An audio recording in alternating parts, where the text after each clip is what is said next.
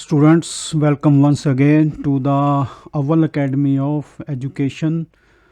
आज के इस वीडियो में हम हमारी जो नीट फाउंडेशन कोर्स की स्टडी चल रही है ICSE क्लास 7 स्टूडेंट्स के लिए, उसमें हम जो है फिज़िक्स सब्जेक्ट फिज़िक्स स्टार्ट करने जा रहे हैं, जिसका लेसन फर्स्ट हम ले रहे हैं, that is physical quantities and measurement.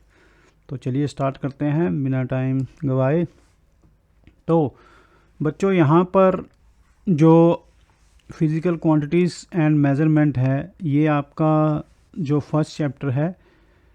तो ये ना सिर्फ आपको नीट की प्रिपरेशन के लिए हमने ऐसे क्वेश्चंस बनाए हैं, बल्कि ये आपकी कोर्स स्टडीज़ में भी आपको हेल्प करेगा, राइट। एग्ज़ाम में हेल्पफुल रहेगा, इससे आप अपनी जो है रिवीजन कर सकते हैं। चलिए स्टार्ट करते हैं। So question first is dash is the process of comparison of the given unknown quantity with fixed known quantity of the same kind. So बच्चों, यहाँ पर जो ऑप्शन दिए हैं that these are measurement and unit and unit measurement, magnitude and measurement, magnitude and unit, right. तो यहाँ पर बच्चों जो ये आपको the process of comparison of the given unknown quantity. So given unknown quantity का जब हम फिक्स्ड नॉन क्वांटिटी से कंपैरिजन करते हैं तो वो चीज़ क्या हो जाएगी, तो ये अपने माइंड में रखना है, दैट इज़ मेजरमेंट। कि जब हमने किसी अननोन क्वांटिटी के साथ एक फिक्स्ड नॉन क्वांटिटी को कंपैरिजन करना है, तो इस प्रोसेस को हम कहेंगे मेजरमेंट या मापना, ठीक है। तो अब measurement is a process of comparison of given unknown quantity with a fixed known quantity. तो यहाँ पर हमारा फर्स्ट जो है फिल इन द ब्लैंक्स वो हो गया मेज़रमेंट। तो मेज़रमेंट कहाँ कहाँ पर आ रहा है, ये देखिए यहाँ पर फर्स्ट में कहाँ पर आ रहा है, ओनली सिर्फ यहाँ पर आ रहा है, बाकी सब में यूनिट आ रहा है, मैग्नीट्यूड आ रहा है, मैग्नीट्यूड यूनिट। तो ये जो है ये हमने बाहर निकाल देने हैं, राइट। तो बचा क्या हमारे पास, मेज़रमेंट। तो 100% ये सही है। फिर भी हम आगे चलेंगे। Non quantity of the same kind, fixed जो क्वांटिटी होगी वो हमारी हो गई यूनिट, राइट। तो ये हो गया हमारा यूनिट। जैसे हमने लेंथ के लिए हमारा मीटर है, मान लो हम 1 मीटर बोलते हैं, तो 1 मीटर लंबाई। तो यहाँ पर एक जो है वहाँ पर अननोन क्वांटिटी है, यहाँ पे 2 भी हो सकता है, 3 भी हो सकता है, बट जो फिक्स्ड क्या है लंबाई के लिए यूनिट, वो है metre, right. So measurement is a process of comparison of given unknown quantity with a fixed known quantity of the same kind that is called unit। तो हमारा ऑप्शन फर्स्ट इज करेक्ट। चलिए next question पे चलते हैं। अगर आप कोई difficulty face करें इनको समझने में, तो आप हमारे चैनल के कमेंट सेक्शन में जाकर क्वेश्चन पूछ सकते हैं। तो चलिए अब नेक्स्ट क्वेश्चन क्या है, the magnitude of the quantity is expressed as. तो मैग्नीट्यूड की डेफिनेशन में आएगा कि मैग्नीट्यूड को क्या बोलेंगे, number of times the unit is contained in the quantity into the unit. तो जैसे मैंने कहा आपको नंबर ऑफ टाइम्स, मान लो 1 मीटर, तो कितने नंबर ऑफ टाइम हो गए, 1। तो मीटर जो है यूनिट है, ये इसमें कंटेंड है। तो number of times the unit is contained in the quantity into unit. तो हमारा ऑप्शन रहेगा सी, दैट इज़ करेक्ट। तो नन ऑफ द अबव हो नहीं सकता क्योंकि हमारा इनमें से एक है। तो यहाँ पर क्या हुआ, number of times unit is contained in the quantity into measurement. Measurement वो प्रोसेस नहीं है, तो इसको समझिए यहाँ पे नहीं आएगा। तो यहाँ पर इन्होंने कहा यूनिट इनटू मेजरमेंट, तो मेजरमेंट भी नहीं आएगा क्योंकि मेजरमेंट हमने पिछले उसमें देख लिया है क्वेश्चन में कि what is the measurement, right. Measurement is the process of comparison of the given unknown quantity with a fixed known quantity that is called unit, right. तो चलिए क्वेश्चन नंबर 3, तो यहाँ पर हमारा ऑप्शन क्या रहा, आंसर सी। चलिए next पे। सो अगला क्वेश्चन है बच्चों, match the column and pick the correct option. तो यहाँ पर जो क्वांटिटी दी है और यहाँ पर symbol of SI unit are given, मतलब ये एसआई यूनिट है क्वांटिटी का, that is given in the symbols. So length का बच्चों जो आपको पता ही है, लेंथ को हम किस में मापते हैं, मीटर में, तो लेंथ का आएगा मीटर। तो यानी फर्स्ट के साथ डी वाला 2 ऑप्शन है, तो इनको आपने नहीं छेड़ना क्योंकि है हमने जो एग्जैक्ट उत्तर है वो यहाँ पे देख लिया है। तो अब जहाँ पे डी है वो देखना है हमने, राइट। इन दोनों में डी, अब इनमें से ये दोनों एलिमिनेट हो चुके हैं, इन दोनों में से एक हमने एलिमिनेट करना है। तो सेकेंड इज़ मास, तो मास का यूनिट हमें पता है, that is kilogram, that is C. Second के साथ सी दोनों में है, राइट। और थर्ड इज़ टाइम, टाइम का क्या होगा, टाइम का होगा सेकेंड। थर्ड के साथ ई, तो ये भी सेम है, टफ कंपटीशन। अब आ गया क्या, फिफ्थ के साथ है वॉल्यूम का है, फिफ्थ के साथ ऑप्शन है बी, तो यहाँ पर वॉल्यूम का के नहीं है, तो that this is not correct, तो ये एलिमिनेट हो गया। फिर भी हम फोर्थ के साथ बी एक बार चेक कर लेते हैं। फोर्थ इज़ टेम्परेचर का है केल्विन, तो that means this option is correct. अगर आप एलिमिनेशन मेथड सीख लोगे तो आपको कोई प्रॉब्लम नहीं आएगी। तो नीट यानी 10th में +1 में जब आप पहुंचोगे तो आप जो है बिल्कुल परफेक्ट हो चुके होंगे। चलिए नेक्स्ट क्वेश्चन अब करते हैं हम, move to next question number 4। The space occupied by an object is called its what? The space occupied by an object is called its। तो अब देखिए यहाँ पर ऑब्जेक्ट ने जो स्पेस ऑक्यूपाई कर लिया, कि मान लो एक ये ब्रिक है, तो इतना स्पेस इसने जो है ऑक्यूपाई कर रखा है, तो इसको हम बोलेंगे कि we mean that the volume occupied by brick. तो that means our answer should be volume. तो मास नहीं होगा क्योंकि मास है is the quantity of matter content in the body. तो इसके अंदर जो जिस चीज़ से ये ब्रिक बनी है, मैटर से बनी है, दैट इज़ द मास। तो ये मास एलिमिनेट हो गया। वेट, तो वेट भी एलिमिनेट हो गया क्योंकि हमने इसका वेट नहीं पूछा, उन्होंने पूछा स्पेस, जितनी जगह उन्होंने घेरी है। एरिया, तो एरिया भी इसमें से एलिमिनेट हो गया, एरिया नहीं आएगा इसका। तो स्पेस जो इसने घेरा है, जितनी जगह घेरी, दैट इज़ इट्स वॉल्यूम। चलिए question number 5। So full form of SI units, ये आपने रट्टा मार लेना इसको, स्टैंडर्ड इंटरनेशनली यानी एसआई। तो स्टैंडर्ड इंटरनेशनली ये है, तो this is not simple intensive unit नहीं आएगा, सिस्टम इंटरनेशनली नहीं आएगा, सिस्टम ऑफ इंटरनेशनल यूनिट्स नहीं आएगा, दैट इज़ स्टैंडर्ड इंटरनेशनल, ये आपने याद रखना है। चलिए नेक्स्ट क्वेश्चन नंबर 5। तो अब देखिए पहले हमारे पास वॉल्यूम का क्वेश्चन आया था, अब ये कौन सा है, the quantity of matter, the quantity of matter content. तो जितना मैटर है, मान लो जैसे मैंने पीछे बताया था कि मान लो ये ब्रिक है, इसके अंदर जितना भी मैटर है ऊपर से लेके नीचे तक जितना भी मैटर ये लगा है इसके अंदर बनने में, उसको हम क्या बोलेंगे, तो मैंने पहले ही बताया था दैट इज़ कॉल्ड मास।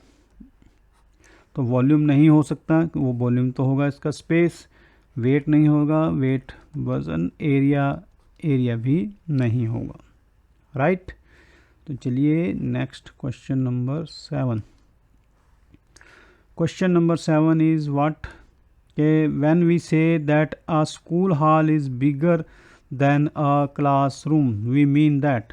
अगर हम कहें कि एक स्कूल हॉल जो है आपके क्लासरूम से बड़ा है, तो इसका मतलब क्या है।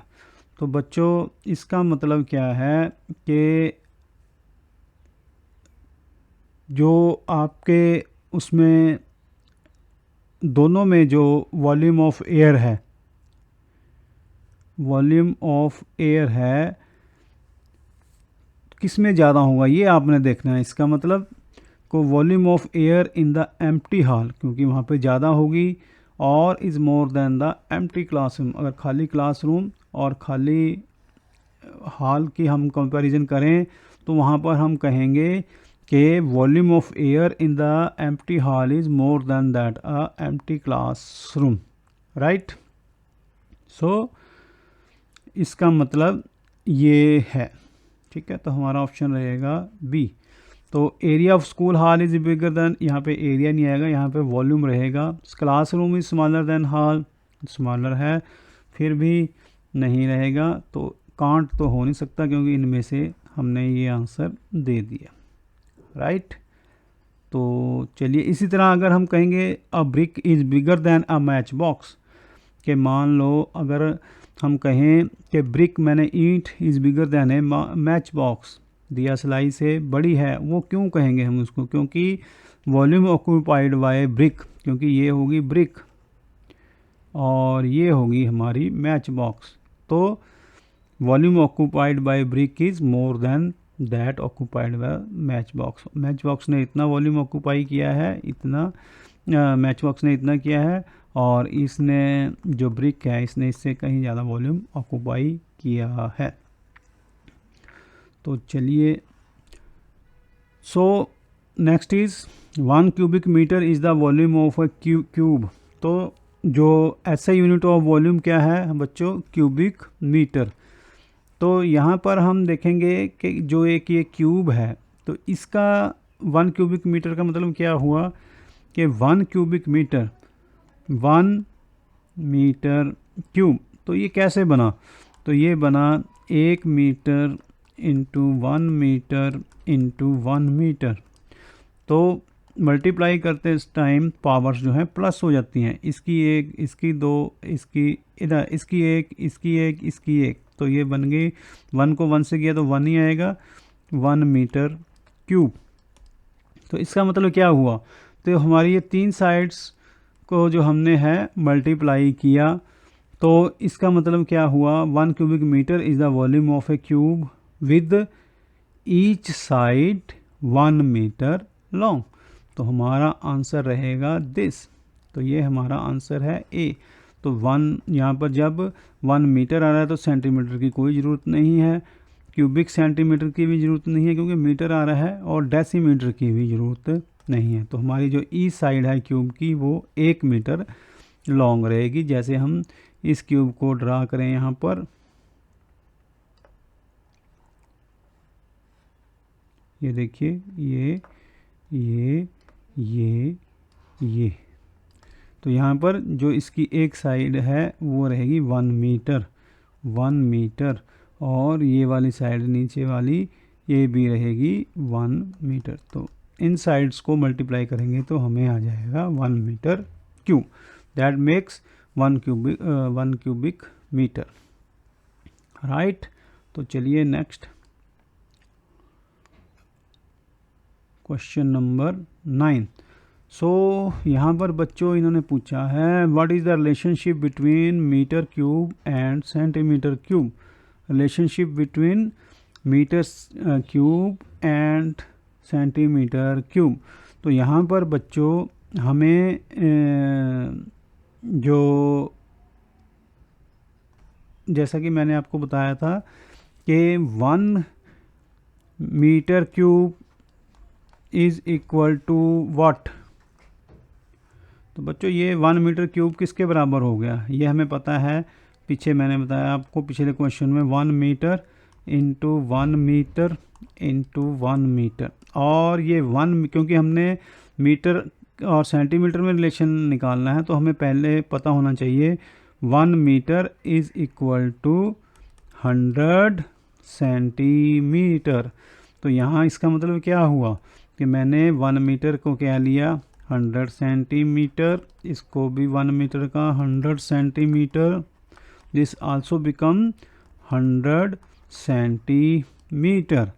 तो कितनी जीरोस बन गई एक के साथ 2 2 2, दैट मीन्स एक के साथ मैंने लगा दी 2 4 और 2 6, ज़ीरोस, इसको मल्टीप्लाई कर दे टाइम, तो ये बन गया 1 2 3 सेंटीमीटर क्यूब। ठीक है, तो उसके बाद हम क्या करेंगे फिर इसको, तो इसको पावर्स में ले जाएंगे। 10 रेज़ टू पावर कितनी जीरोस हो गई, 2 4 6 सेंटीमीटर क्यूब। तो रिलेशन क्या बना, 1 metre cube is equal to 10 raise to power 6 centimetre cube. अगर आपका बेसिक सही है तो बच्चों आप आसानी से क्वेश्चन निकाल सकते हो। तो यहाँ पर देखने की हमें ज़रूरत नहीं है, these are wrong and only this one is correct. So this is our answer, option D, right. सबसे पहले आपको ये कैलकुलेशनें पता होनी चाहिए, तब आप इस क्वेश्चन को, बहुत इजी है, कर सकते हो। जिन्होंने बेसिक क्लियर किया है तो कर सकते हो आप। नेक्स्ट चलिए question number 10। The meaning of the statement that the capacity of a water tank is 250 litre is, right. तो बच्चों जो कैपेसिटी है इसका मतलब क्या है, कभी कभी जो हम वर्ड कैपेसिटी को यूज़ करते हैं, किस लिए यूज़ करते हैं, टू एक्सप्रेस द वॉल्यूम। तो कैपेसिटी को वॉल्यूम को एक्सप्रेस करने के लिए हम क्या शब्द यूज़ करते हैं, कैपेसिटी। के हमने वॉल्यूम नहीं यूज़ किया तो वहाँ पे लिख दिया कि मान लो we often say that capacity of a water tank is 250। तो यहाँ पर 250 लीटर, तो इसका मतलब क्या हुआ कि the water tank can store a maximum volume of water equal to 250 litre, right. तो अब हमारे ऑप्शन में देखें, सो मैक्सिमम शब्द जो है यहाँ पर आपको जहाँ जिस ऑप्शन में नज़र आएगा that option is our correct answer. तो ये हमारा आंसर है। यहाँ पर मिनिमम है तो यहाँ पर मिनिमम नहीं है, मैक्सिमम है। तो both A and B are correct, दोनों में से एक करेक्ट है। नो, बोथ तो नहीं है, एक करेक्ट है क्योंकि ए है। बोथ रॉन्ग भी नहीं है क्योंकि हमारा ए सही है। तो ये जो है तीनों ऑप्शंस एलिमिनेट कर दिए हमने। तो क्वेश्चन आंसर क्या है हमारा, the water tank can store a maximum volume of water equal to 250 litre, right. तो चलिए क्वेश्चन नंबर 10 पे चलते हैं। अब ये जो क्वेश्चन है बच्चों आ गया है ट्रू फॉल्स की, उसमें ये देखिए true false. So if we know the length, breadth, height or radius of a regular object like cube, cuboid, sphere or cylinder or cone, we can find its volume। कि अगर हमें इन objects cube, cuboid, sphere, cylinder, cone में से किसी का length का, इनमें से लेंथ, ब्रेड्थ, हाइट या रेडियस पता हो तो क्या हम इसका वॉल्यूम फाइंड कर सकते हैं। तो बच्चों इसके अंदर जो है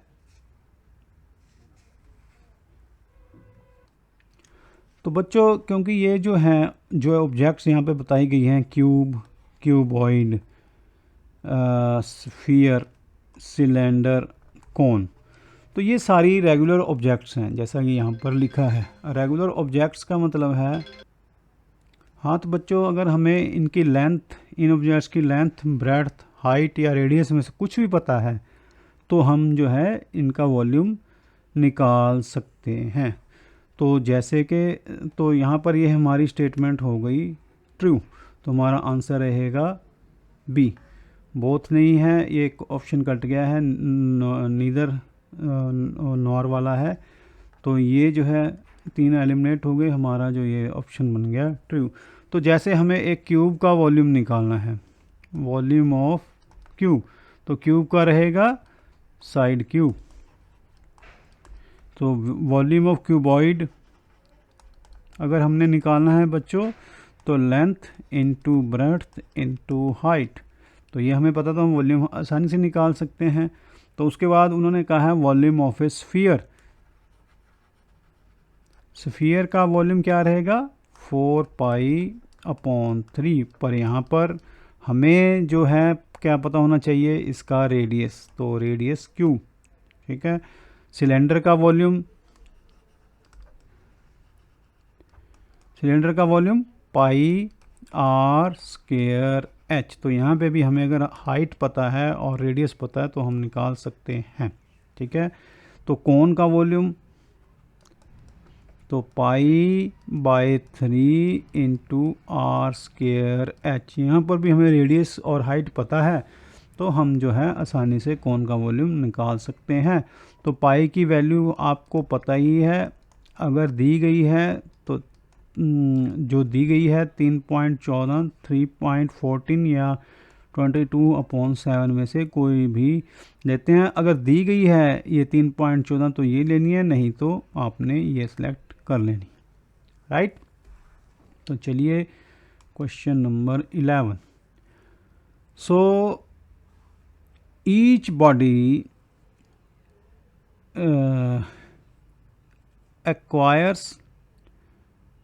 each body occupies a space equal to its own area।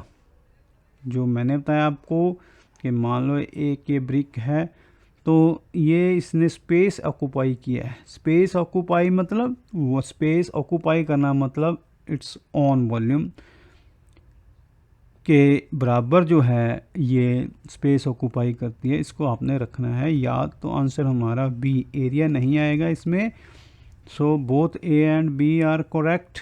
ये भी सही नहीं है क्योंकि ओनली बी इज़ करेक्ट। दोनों रॉन्ग भी रही हैं क्योंकि only B is correct and A is wrong.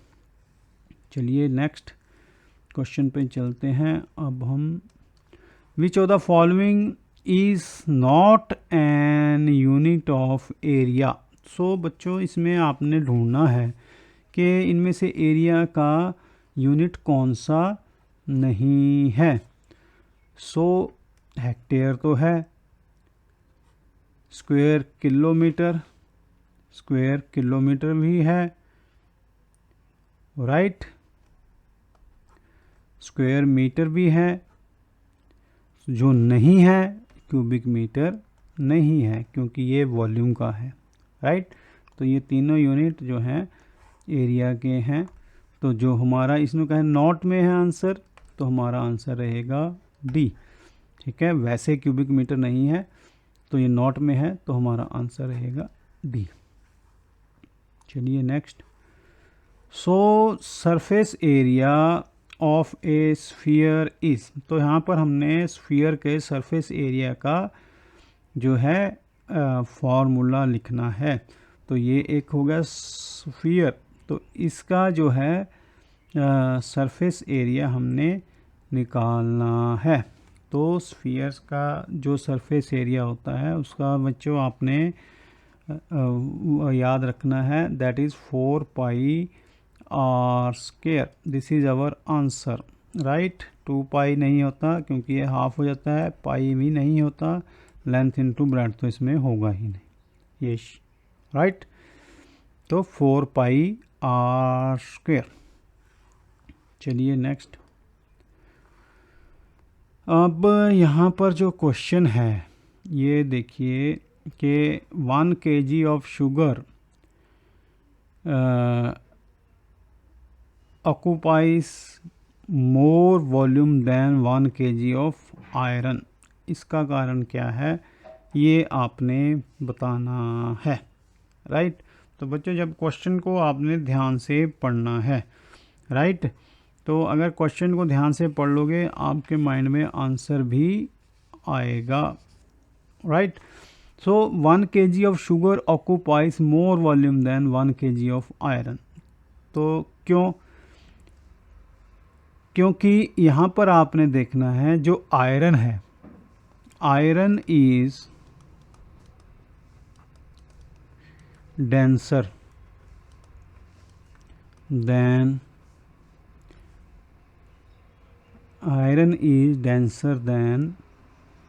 Sugar. ये आपने अपने माइंड में रखना है क्योंकि iron is more dense then sugar, ठीक है। तो इसका मतलब क्या हुआ कि अगर हम इसको समझने के लिए करें कि in other words the particles of iron are closely packed, particles of iron are closely packed, जबकि जो शुगर के जो पार्टिकल्स हैं वो क्या है, loosely packed.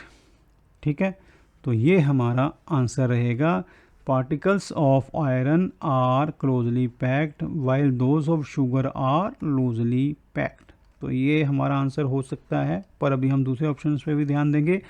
The particles of iron are loosely packed, तो ये यहाँ पे गलत हो गया, ये हमारा ऑप्शन नहीं रहेगा।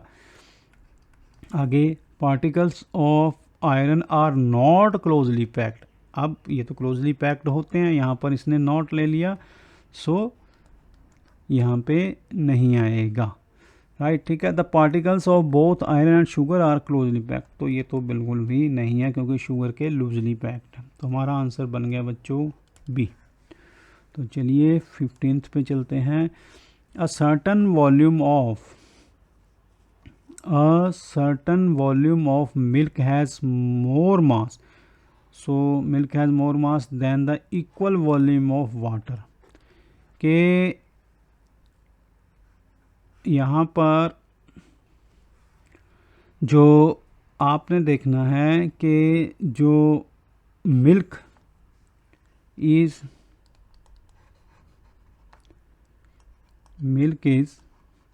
जो डेंसर है, more denser than water. More denser water क्यों है, क्योंकि the particles of milk are closely packed while those of iron are loosely packed. ठीक है, तो यहाँ पर हमारा आंसर बन गया milk is denser than water. तो वाटर नहीं है, both A and B, sorry यहाँ पर हाँ बोथ एंड डी लिखा है, ठीक है, both A and D R correct, ये भी नहीं है, both A and D R wrong, तो ये उलझाने के लिए ऊपर नीचे कर दिया, दोनों रॉन्ग भी नहीं है क्योंकि डी इज़ करेक्ट। तो चलिए next question, the dash of a substance is the mass of unit volume. तो यहाँ पर किस चीज़ की डेफिनेशन आ रही है, द डेंसिटी, तो यहाँ पर आएगा density of a substance is the mass of a unit volume of that substance. तो ये जो डेंसिटी है ये हमारा आंसर है, बाकी तीनों जो है रॉन्ग हैं, वॉल्यूम नहीं है, एरिया नहीं है, कैपेसिटी नहीं है।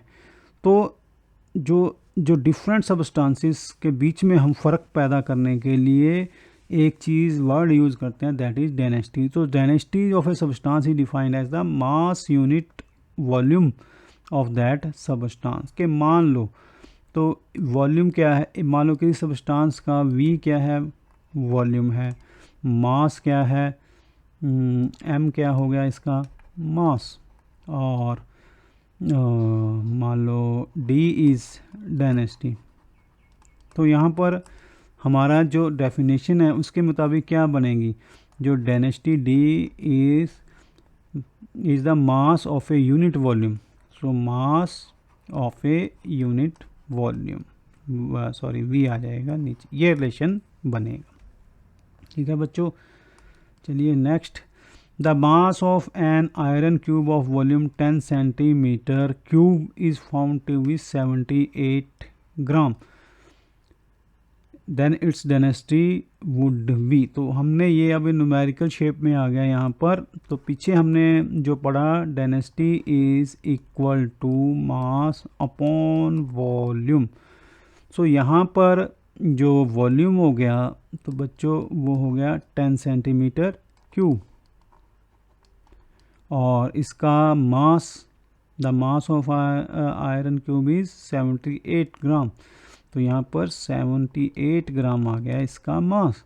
तो इसको कैलकुलेट करना है हमने, तो कैसे करेंगे बच्चों, सो देखिए अगर तो आपने इसको सीधा सीधा करना है तो इसको आप 10 से डिवाइड किया तो हमें मिला 7.8। अब हमने इसके यूनिट्स की एडजस्टमेंट करनी है तो ग्राम ऊपर है तो वो ऐसे ही रहेगा पॉजिटिव में, क्योंकि अभी सेंटीमीटर क्यूब नीचे से ऊपर की तरफ जा रहा है तो यहाँ पर है ये प्लस का, तो यहाँ पर ये जाकर बन गया माइनस का।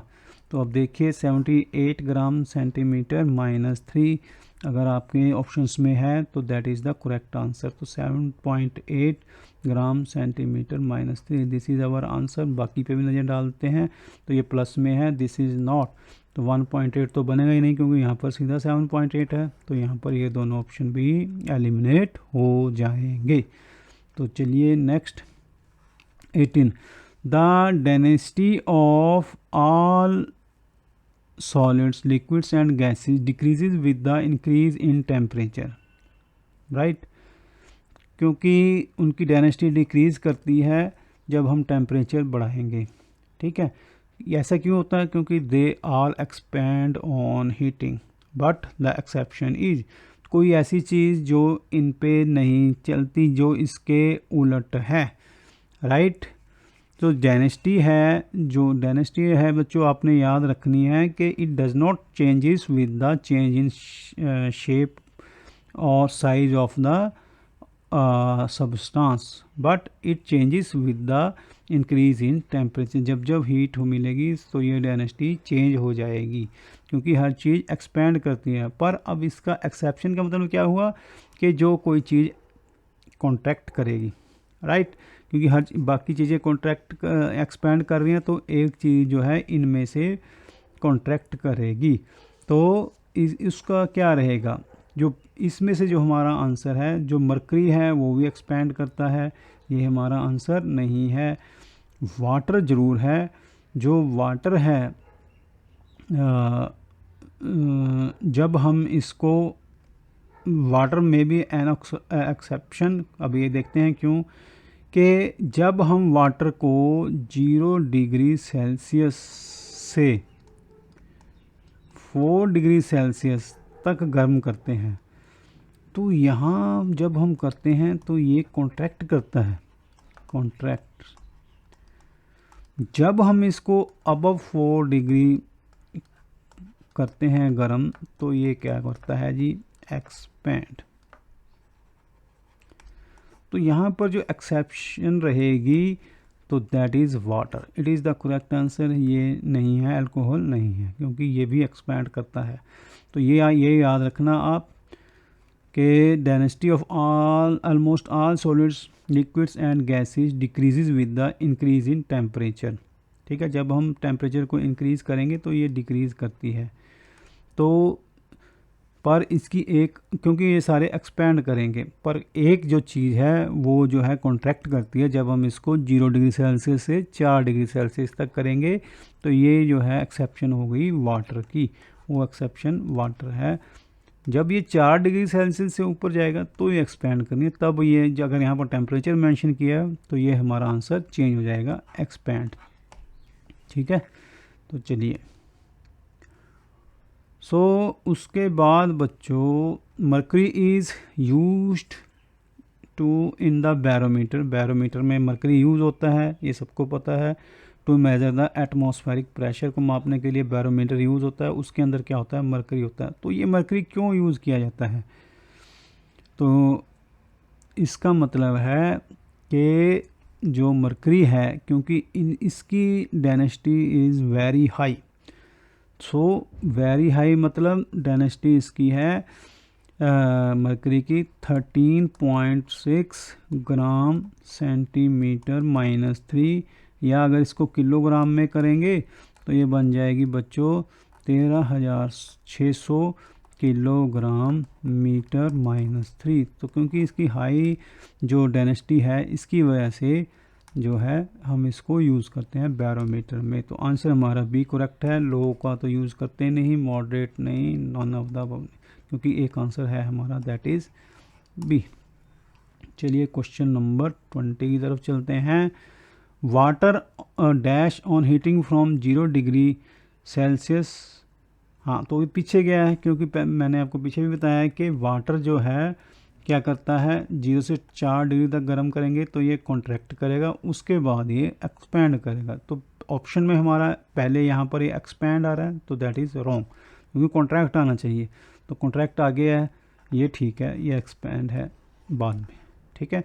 Water contracts on heating from 0 to 4 degree Celsius and expand on heating above 4 degree Celsius, जैसा मैंने पीछे एक्सप्लेन किया। तो ये दोनों आंसर भी एलिमिनेट हो जाएंगे। तो चलिए next, a piece of iron has volume of 25 centimetre cube and mass 195 gram, find the density of iron in kilogram. तो जो यहाँ पर हमें जो वॉल्यूम का यूनिट मिला है दैट इज़ 25 सेंटीमीटर क्यूब, और मास m जो मिला है हमें वो है 195 ग्राम। तो बच्चों हमने इसका जो फाइंड करना है वो किलोग्राम मीटर माइनस 3 में है, ठीक है। तो हमें चाहिए फिर, एक तो आ गया किलोग्राम, इस ग्राम का है किलोग्राम और सेंटीमीटर का है मीटर, तो हमने इसको चेंज करना पड़ेगा। तो सबसे पहले इस जो मास है इसको चेंज कर देते हैं, सीधा डिवाइड कर देंगे इसको, ग्राम को उसमें बदलने के लिए किलोग्राम में 1000 से डिवाइड कर देंगे, ये आपको पता ही है। सो डिवाइड करने के बाद 1 2 3 प्लेसेस के बाद डेसिमल है 0.195 जो है किलोग्राम हो गया। अब हमें इसको सेंटीमीटर जो है इसको मीटर में कन्वर्ट करना है। तो यहाँ पर हमारा 25 सेंटीमीटर क्यूब है, तो 1 metre is equal to 100 centimetre. तो देखो यहाँ पर 1 metre is equal to 100 centimetre, ये आपको पता है क्योंकि अब ये जो है अब सेंटीमीटर में दिया है, तो ये क्या हो जाएगा फिर बच्चों, क्योंकि हमने इसको मीटर को सेंटीमीटर में बदलना है, राइट। तो जैसे मैंने पीछे बताया था आपको, तो ये 25 है, तो ये बन गया 25 इंटू 10⁻⁻⁻6 मीटर क्यूब, राइट, क्योंकि वो नीचे से ऊपर गया तो इसलिए बन गया। तो अब हमें डेंसिटी चाहिए, क्योंकि ये नीचे से ऊपर गया तो ये -6 बन गया, जैसे मैंने पीछे एक्सप्लेन किया था। तो यहाँ पर हमें चाहिए density D. Density D is, हमने पीछे फार्मूला था मास ओवर वॉल्यूम, तो मास हमारा अब क्या बन गया 0.195 kg, और वॉल्यूम हमारा बन गया 25 इंटू 10⁻⁻6 मीटर क्यूब। तो जब हम इसको सॉल्व करेंगे बच्चों, तो 25 से इसको करेंगे तो हमें मिलेगा 7.8, यहाँ पर लिख देता हूँ 7.8 इंटू, तो बच्चों इसको मैं फर्दर एक्सप्लेन यहाँ पे कर रहा हूँ, ये देखिए ध्यान से, आपको समझ में आएगा कि जैसे हमने इसको 25 को 0.95 से हमने डिवाइड किया तो हमें मिलेगा 0.0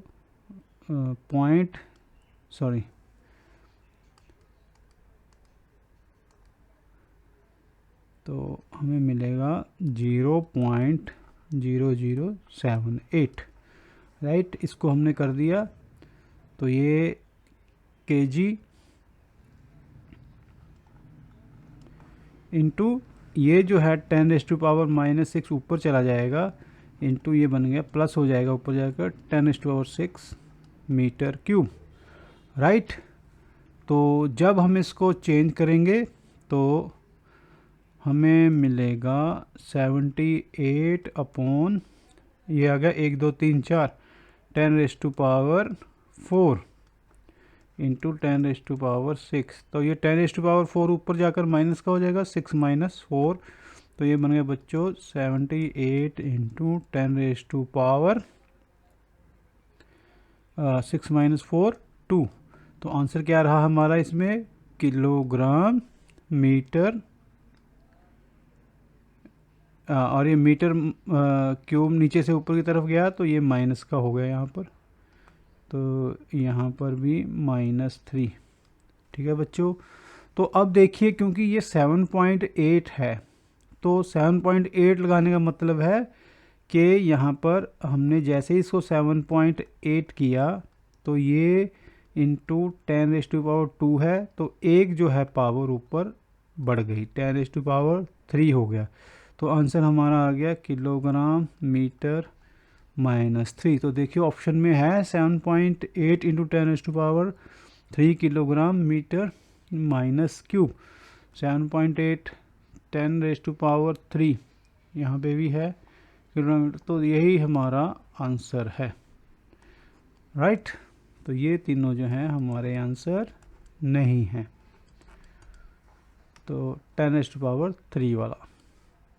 तो उम्मीद है आपको समझ आया होगा। चलिए नेक्स्ट पे चलते हैं अब। The diameter of a circular park is 30 metre, find its surface area. तो इसका हमने सरफेस एरिया फाइंड करना है। सो डायामीटर हो गया बच्चों d is equal to 30 metre. तो हमें सरफेस एरिया के लिए चाहिए रेडियस, रेडियस हो गया 30/2 is equal to 15 metre, right. यहाँ पर कोई वो नहीं है तो यूनिट्स इसी के हिसाब से चलेंगे। तो सर्कल का सरफेस एरिया का फार्मूला मैंने आपको बताया था पीछे, ऑफ सर्कल क्या होगा, πr²। ठीक है, तो पाई हमें दी नहीं थी तो आप कुछ भी ले सकते हैं, हम ले लेंगे इसका 3.14। तो r² मीन्स 15²। तो 15 जा 3.14 इंटू 225। तो इसको अगर मल्टीप्लाई करेंगे तो क्या है, तो मल्टीप्लाई करने पर हमें मिलेगा 706.5 मीटर। एरिया का metre into metre, metre square होता है। तो देखिए ऑप्शन में ये है, तो ऑप्शन में आंसर जो है हमारा सी आ गया, बाकी सब रॉन्ग। ठीक है, तो सी इज़ द करेक्ट आंसर। तो चलिए question number 23। The mass of a wooden block is 56 gram, right? If the density of wood is 0.08 gram, then 0.8 gram centimeter minus cube, then volume of the block will be। तो हमने इस block का volume find करना है। तो यहाँ पर मास हो गया 56 ग्राम और डेंसिटी हमें दी है d is equal to 0.8 gram centimetre, gram centimetre -3, right. तो सीधा है, तो हमें पता है डेंसिटी का formula d equal to m/v। तो हमने यहाँ पर v फाइंड करना है। तो इस फार्मूले से v हो गया, ये क्रॉस हो जाएगा मास अपॉन डी। तो मास कितना है हमारा बच्चों 56 और डेंसिटी 0.8। तो इसको कर देंगे ऐसे 56/8/10। ये 10 ऊपर चला गया तो बन गया 56 इंटू 10/8। 8 7 जा 10 इंटू 7 70 सेंटीमीटर क्यूब। तो बच्चों इसमें देखो आपको जो है हमारा मास था 56 यहाँ पर ग्राम, तो ये चीज़ ध्यान में रखनी है। और यहाँ पे था डेंसिटी ग्राम सेंटीमीटर -3। ठीक है, तो ये जब हमने सॉल्व किया तो ये ग्राम से ग्राम कैंसिल हो गया। जब ये सेंटीमीटर 3 माइनस के नीचे माइनस था, ऊपर जाकर ये हो गया प्लस में। तो आप सोच रहे हो कि ग्राम कहाँ गया, तो ये ग्राम यहाँ पे कैंसिल हो गया, ग्राम से ग्राम। तो चलिए next 24। The length breadth height of a room are 8 meter, 5 meter and 3 meter respectively. If the density of air is 1.29 kg meter minus 3, find the mass of air in the room. तो यानी मास हमने find करना है, तो इसका मतलब mass of air in the room का मतलब क्या हो गया, वॉल्यूम ऑफ, जैसे पीछे बताया था हमने, वॉल्यूम ऑफ रूम, राइट बच्चों। तो वॉल्यूम ऑफ रूम, तो यहाँ पर लेंथ दी है इन्होंने 8 मीटर, ब्रेड्थ दी है 5 मीटर, हाइट दी है 3 मीटर, डेंसिटी दी है एयर की 1.29 किलोग्राम मीटर माइनस 3। तो हमें वॉल्यूम ऑफ रूम चाहिए, तो वॉल्यूम ऑफ रूम क्या होगा, V equal to length into breadth into height equal to 8 metre into 5 metre into 3 metre. तो ये 3 मीटर हो गए, तो इस पहले इसको मल्टीप्लाई कर दो, 8 5 जा 43 जा 120 मीटर इंटू मीटर, जैसे मैंने आपको बताया था मीटर क्यूब बन गया। तो हमें क्या चाहिए, अब हमें मास चाहिए, तो हमारे पास वॉल्यूम आ गया और डेंसिटी ऑलरेडी है, तो हमें रिलेशन पता है D is equal to M upon V। हमें क्या चाहिए, M, तो M क्या हो जाएगा, यहाँ पे लिखेंगे because this is equal to this, तो ये M आ गया, therefore M is equal to V into D।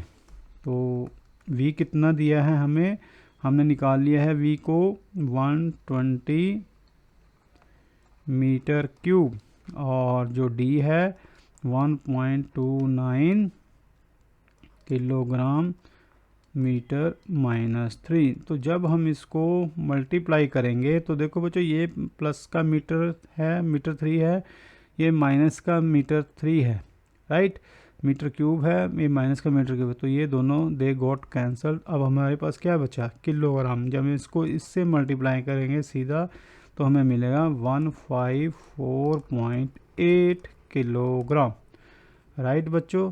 तो अब देखिए हमारा ऑप्शन यहाँ पे 5 6 7 ये 8 है, दिस इज आवर आंसर। तो चलिए नेक्स्ट 25 पे चलते हैं। तो 36 किलोमीटर पर आवर को हमने कन्वर्ट करना है मीटर पर सेकंड में। तो बच्चों ये तो सीधा ही है, अगर आपने किया हो ध्यान से अपने चैप्टर को, किलोमीटर पर आवर, तो 36 किलोमीटर है, तो इसको पहले मीटर में चेंज कर देंगे, क्योंकि यहाँ पे मीटर है, किलोमीटर को मीटर में चेंज करने के लिए 1000 से मल्टीप्लाई करेंगे, अपॉन 1 घंटे में 60 मिनट, 1 मिनट में 60 सेकंड हो गया ये सेकंड। जब हमने इसको मल्टीप्लाई कर दिया, 1 0 से 1 0 कट गई, 1 0 से 1 0 कैंसल, 6 6 या 36 ये कट गया, तो बचा क्या, 10 मीटर पर सेकंड, राइट। तो चलिए नेक्स्ट वन। तो बच्चों find the approximate area of an irregular lamina of which boundary line is drawn on the graph paper, right. तो बच्चों जब इरेगुलर ऑब्जेक्ट आ जाए तो आपने क्या करना है, तो ये जो है इस बाउंड्री को हमने, इसका जो है हमने एरिया फाइंड करना है। तो यहाँ पर इस इरेगुलर ऑब्जेक्ट को करने के लिए आपने क्या करना है कि नंबर ऑफ कंप्लीट स्क्वेयर्स लेना है आपने, plus number of squares more than half, इन दोनों को ऐड करना है। जैसे यहाँ पे ये हाफ से ज़्यादा जो स्क्वायर हैं उनको आपने जो है काउंट कर लेना, और कंप्लीट स्क्वायर्स को काउंट कर लेना है। तो ये सारा आपने करना है अपने आप, पर मैं इसका आंसर आपको बताता चलूँगा। अगर ये समझ में ना आए तो आपने हमारे कमेंट सेक्शन में जाकर पूछ लेना। करना क्या है, कंप्लीट स्क्वायर और जो स्क्वायर हाफ से ज़्यादा हैं उनको अपने टोटल में ले लेना है। तो हमारा आंसर इसमें रहेगा बच्चों 21 सेंटीमीटर स्क्वायर। बाकी तीनों रॉन्ग हैं, डी इज़ करेक्ट। ठीक है, तो चलिए ये हमारा जो है फिज़िक्स का जो फर्स्ट लेसन है, फिज़िक्सकल क्वांटिटी एंड मेजरमेंट, इसका जो है नीट का स्ट्रक्चर कंप्लीट हुआ। तो काइंडली इसको रिवाइज़ करें, याद करें। अगर कुछ समझ में ना आए तो आप हमारे कमेंट सेक्शन में जाकर पूछ सकते हैं। अगर अच्छा लगे तो कृपया इसे शेयर, लाइक, सब्सक्राइब ज़रूर करें। अपने ज़्यादा से ज़्यादा फ्रेंड्स को इसके बारे में बताएं। हमारा जो प्रयास है नीट की आपकी फाउंडेशन बनाने का, ताकि वो उनकी भी बन सके। राइट, चलिए तैयारी कीजिए। आपके कोर्स जो आपके स्टडी का जो कोर्स चल रहा है स्कूल में, उसमें भी आपको ये काम आएगा। वीडियो देखने के लिए धन्यवाद। अगले वीडियो में फिर मिलेंगे नीट के ऊपर कुछ और टॉपिक के साथ। Till then it's good bye from our academy.